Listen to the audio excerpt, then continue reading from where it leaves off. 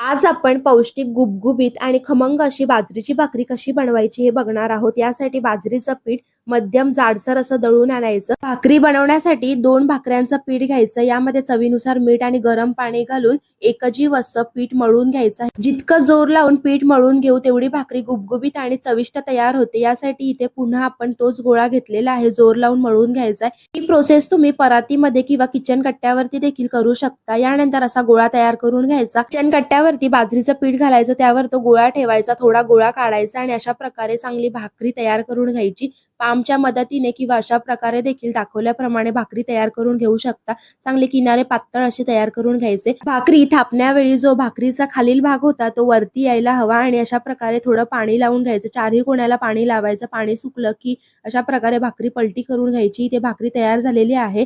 रेसिपीचा in detail video शामियाना kitchens या YouTube चॅनलवर upload केलेला आहे. खाली दिलेल्या त्रिकोणावर क्लिक केलं की